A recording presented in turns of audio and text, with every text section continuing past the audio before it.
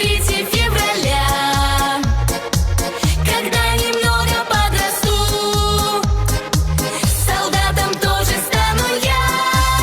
Мне просто землю защищать, мне просто небо охранять. Танкисты, летчик и солдат на страже Родины стоят.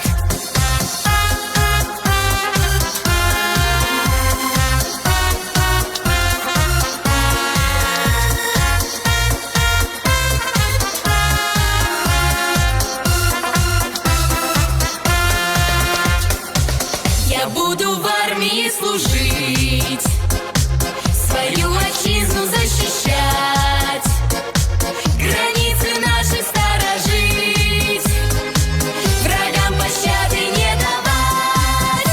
Мне просто землю защищать, мне просто небо охранять. Танкисты, летчик и солдат на страже Родины стоят.